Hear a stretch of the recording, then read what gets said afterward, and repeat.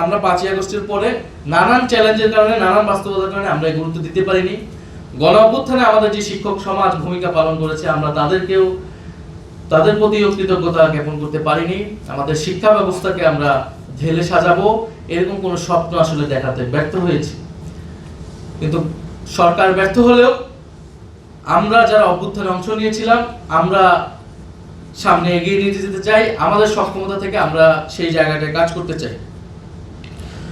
ফলে ইউটিএফ এবং যারা আছেন আমাদের সমাজের শ্রদ্ধেয় শিক্ষক বৃন্দ, আপনাদের কাছে আমাদের এই প্রত্যাশা থাকবে, আমরা একসাথে কাজ করলে আমাদের এই স্বপ্নগুলো বাস্তবায়িত হওয়া সম্ভব।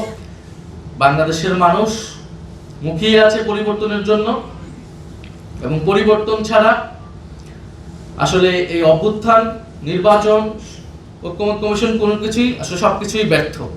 যদি শেষ রিয়েল চেঞ্জটা দেখতে না পায় এবং এই পরিবর্তনের, এই অভ্যুত্থানের সুফলের ভাগিদার যাতে প্রত্যেকটা ব্যক্তি যদি না হয়, সুফলের ভাগিদার যদি কিছু রাজনৈতিক দল হয়, কিছু বিশেষ ব্যক্তি হয়, মুষ্টিমেয় কিছু মানুষ হয়, তাহলে কিন্তু এটা আসলে কোনো পরিবর্তন হলো না এবং জনগণ আবারও রাস্তায় নামবে, তরুণেরা আবারও রাস্তায় নামবে। ফলে আমরা সেই লড়াইটা চালিয়ে যেতে চাই। আরেকটি বিষয়ে আমি বলতে চাই যে আমাদের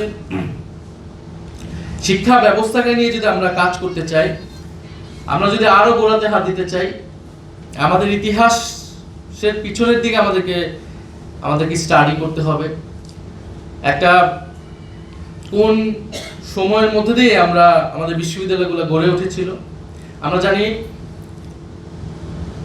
ইতিহাসের বিভিন্ন সময় বিভিন্ন দেশে এরকম গুরুত্বপূর্ণ বিশ্ববিদ্যালয় গড়ে উঠেছিল গুরুত্বপূর্ণ রাজনৈতিক উদ্দেশ্যকে সামনে নিয়ে। ঢাকা বিশ্ববিদ্যালয় এরকম একটি রাজনৈতিক উদ্দেশ্যকে নিয়ে সামনে প্রতিষ্ঠা হয়েছিল, যেটা আমরা বঙ্গভঙ্গ মেনে নেওয়ার ফলে এখানকার আমরা যখন বঙ্গভঙ্গ রদ হয়ে গেল, তারপরে এই পূর্ব বাংলার মুসলমানদেরকে বিশ্ববিদ্যালয় দিয়ে বোঝানো হলো যে আপনাদেরকে আমরা একটা বিশ্ববিদ্যালয় দিব, এবং এই বিশ্ববিদ্যালয় দেওয়ার বিরোধিতা করেছে কলকাতা থেকে শুরু করে উচ্চ বর্ণের হিন্দু যারা রয়েছে, যারা পূর্ব বাংলার মুসলমান এবং দলিত হিন্দু, নিম্নবর্ণের হিন্দু, তারা অগ্রসর হোক তারা চায়নি, তারা সকলেই বিরোধিতা করেছে। ফলে এই পূর্ববঙ্গকে এগিয়ে নিয়ে যেতে এই ঢাকা বিশ্ববিদ্যালয় প্রতিষ্ঠিত হয়েছে। এরকম ভারতে অনেক বিশ্ববিদ্যালয়, জওহরলাল নেহরু ইউনিভার্সিটি, আলিগড় মুসলিম ইউনিভার্সিটি, এরকম অনেকগুলো বিশ্ববিদ্যালয় বিভিন্ন দেশে এরকম একটা রাজনৈতিক প্রকল্প নিয়ে তৈরি হয়। বিশ্ববিদ্যালয় যেমন রাষ্ট্রকে দেয়, রাষ্ট্রের বৈধতা উৎপাদন করে, একইভাবে রাষ্ট্রকেও বিশ্ববিদ্যালয়কে নিয়ে ভাবতে হয়, ভিশন থাকতে হয়। যে ঢাকা বিশ্ববিদ্যালয় তার এক ঐতিহাসিক ভূমিকা পালন করেছে তার প্রতিষ্ঠা হওয়ার পর থেকে, ব্রিটিশ আমল, পাকিস্তান আমল থেকে স্বাধীনতা পর্যন্ত।